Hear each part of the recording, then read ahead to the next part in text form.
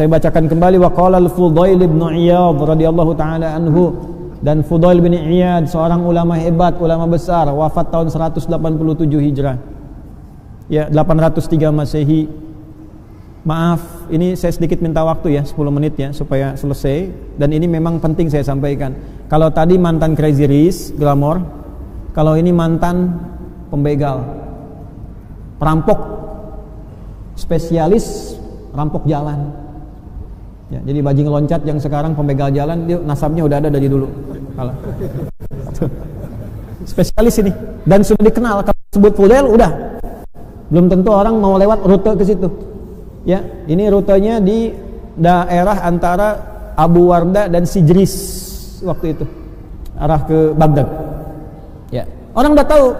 Jadi kalau mau lewat ke situ, itu Fudail, disebut Fudail itu udah, itu nggak aman. Kafilah-kafilah itu nggak ada yang mau lewat. Apa yang terjadi? Ini yang saya mau katakan nih. Ternyata pedagang ada 3 kafilah berangkat memutuskan tetap kita harus lewat rute itu karena itu yang paling akan dilalui. Ya, nah ini nasab dia nanti ya. Ini salah satu ijazah bagi sopir-sopir truk yang lewat kadang dipalak preman gitu kan, dan sebagainya. Boleh silakan. Ini kan kalau nonton live begini dan sebagainya. Nah ini dalilnya buat premannya nih. juga buat sopir-sopirnya, ijazahnya nih, ijazah sanadnya nih. Maka di antara yang kafilah itu, rombongan pebisnis pedagang itu ada 3 orang soleh mengatakan begini, kita tetap lewat, hanya nanti kita minta perlindungan kepada Allah ya. Ikhtiarnya gimana? Kita panah aja nanti ke tempat-tempat yang kita duga ada perampoknya. Kalau kira-kira ada konfirmasi suara, kena atau apa, aman, kita lewat. Kalau nggak ada konfirmasi, kita balik lagi. Artinya apa? Panah kita meleset katanya. Ya, kita yang kena. Itu unik itu ya. Kalau Anda baca kisah orang-orang soleh itu bagus-bagus dulu tuh. Ya. Maka apa yang terjadi? Mereka memutuskan berangkat lewat rute itu antara Sijris dengan Abu Warda. Begitu mau dekat ke situ, mulailah kemudian panah disiapkan. Sebelum dipanah, ini yang paling menarik. Maka mereka memanah dengan ayat-ayat Allah dulu untuk menghunjam kepada kalbu orang yang dituju. Maka yang pertama membacakan Quran surah ke-57 ayat 16 Al-Hadid. Alam ya'ni lilladzina amanu an takhsha'a qulubuhum li dzikrillah wa ma nazala minal. Apa ayatnya? Wala yakunu kalladzina utul kitaba min qablu fatala 'alaihimul amadu faqasat qulubuhum. Apa belum tiba bagi orang-orang itu yang merasa beriman untuk semakin khusyuk kenal Allah, melembutkan hatinya, jangan sampai berbuat maksiat terus sampai keras hati seperti orang dulu, banyak maksiat hatinya keras sehingga jauh dari Allah. Tiba-tiba begitu itu dibacakan sebelum panah dilesatkan, ini Fudail langsung gemetar, pingsan. Bingung anak buahnya, dikira kena panah, padahal nggak ada apa-apa, keringetan. Begitu bangun lagi, kenapa? Itu ada panah ayat sampai ke hati saya, gemetar saya. Lalu yang kedua dia bacakan lagi Quran surah Az-Zariyat ayat 50, fafirru ilallah, cepat balik ke Allah. Gak ada orang yang tidak diampuni oleh Allah, seberat apapun maksiat, selumur apapun noda, gak ada orang yang gak diampuni. Cepat kembali ke Allah, balik ke orang tua bisa ditolak, gak diaku anak, balik ke tetangga kemudian gak diterima, balik ke Allah. Gak ada orang gak pernah salah. Teman-teman yang di LP, lembaga permasyarakatan dan sebagainya, gak ada orang gak pernah salah. Kembali ke Allah.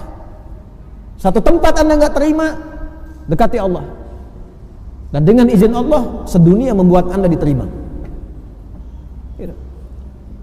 Menghujam, pingsan lagi, kaget lagi gitu kan. Ada panah kedua menembus jantungku, menembus jiwaku. Yang ketiga dibacakan Az-Zumar tuh ayat 54 itu, wa anibu, dan segera kemudian bertobat, balik.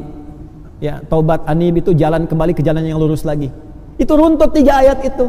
Lembutkan hati, dekati Allah. Jadi kalau udah putus harapan dengan manusia, ya, jangan putus harapan dengan Allah. La taqnatu min rahmatillah. Jadi simpulkan pada hati kita, Allah selalu menerima kita. Ya. Keluarga belum terima, lari ke Allah, minta lembutkan hatinya. Ya. Calon yang dilamar belum terima, ya kembali kepada Allah, terus dekati bapak mertuanya. Minta, balik ke Allah, balik. Nah, dibacakan 3 itu, jatuh lagi. Lalu ketika bangun mengatakan pada anak buahnya, pergi kalian semua. Sudah tiba saatnya saya meninggalkan perbuatan saya ini. Kena panah 3, yang panah fisiknya enggak kena, tidak mengenai, itu panah ayatnya sampai kepada jiwanya. Kalau itu yang 3 pedagang itu enggak bersih hatinya, mustahil ayat sampai pada jiwanya. Bersih hati. Ya. Dulu orang baca Toha, getar hati. Baca Al-Fatihah, penyakit sembuh. Ini Fatihah udah, Yasin sudah, Al-Kahf udah gak sembuh-sembuh. Bukan karena ayatnya, cara bacanya itu gak tepat itu. Kurang bersih hati, kurang bersih. Ya, kumpulin santi suruh bacain Quran, santinya dibayar. Datang santi kemana? Sana, amplop udah gak? Ada, ya udah. Cuma dapat Qurannya, barokahnya enggak. Makanya kalau mau baca Quran, bersihkan dulu hatinya, bersihkan, taubat dulu. Kenapa ada isti'adzah di situ? Supaya hatinya dibersihin dulu. Supaya yang dibacakan itu kalau nggak ke orang lain, ke kita itu ada getaran. Allah itu Pak Ibu maha baik. Ya, Anda itu banyak salah, terus mau ngaji, baru wudu, tenang, buka Quran, keluar ayat sesuai dengan kebutuhan kita. Kok bisa ayatnya sama begitu? Itu kurang baik apa Allah itu? Nah, sehingga Fudail dari peristiwa itu memutuskan pensiun tuh. Ini preman pensiun sudah ada dari dulu. Bayar royalti tuh ke Fudail tuh. Ya. Selesai pensiun, memutuskan untuk mendekati Allah. Datang ke Mekah tadi. Datang ke Madinah. Ibadah aja di situ. Yang paling menarik tiba-tiba apa? Khalifah presiden pada waktu itu Harun ar-Rasyid mimpi, dalam mimpinya diarahkan untuk ke Fudail. Ya, ada kalimat dalam mimpinya. Ya, ada hambaku yang telah mendekat kepadaku namanya Fudail bin Iyad, temukan dia. Dalam mimpinya. Presiden mimpi, dalam mimpinya diarahkan kepada mantan preman. Anda bayangkan. Mantan begal, mantan perampok. Berubah jadi orang baik. Tiba-tiba apa yang terjadi? Ternyata beliau sudah berubah jadi baik, jadi soleh, sampai meninggalkan tempat di situ yang viral sebagai perampok ke tempat lain yang dekat dengan Allah. Masyarakat akhirnya memviralkan dia sebagai seorang hamba yang sangat dekat dengan Allah. Ini ahli ibadah, ini ahli gini.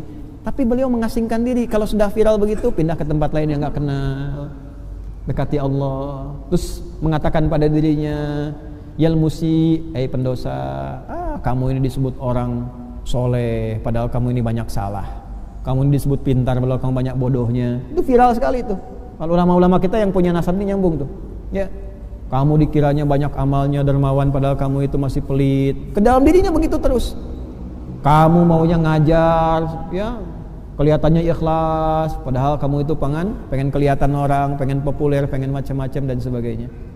Akhirnya apa yang terjadi Bapak Ibu sekalian? Dari situ ketika Harun ar-Rasyid tahu, diarahkan ke situ, dipanggil ke istana. Dan beliau menjadi salah satu penasehatnya dari Harun ar-Rasyid. Dan beliau menjadi salah satu guru dari Imam Asy-Syafi'i. Ya, yang nanti ditemani dalam pendakian ilmu dari Imam Asy-Syafi'i. Dan nanti juga ditemani juga oleh Bishr tadi. Karena Bishr kan lahir 179, ini wafat 187. Bishr al-Hafi itu dalam masa beliau muda-mudanya itu pernah bersamaan waktu dengan ini, tapi belum sempat ngaji yang benar. Karena kan tadi jalur hidupnya beda. Inilah Fudail. Tak peduli latar belakang kita Anda apa. Mungkin Anda kalau tobatnya benar-benar bagus, baik, ya insya Allah besok jadi ulama. Lebih baik daripada kami yang mengajar saat ini. Kalau bukan Anda anaknya, kalau bukan anak Anda cucunya, bismillah, doa.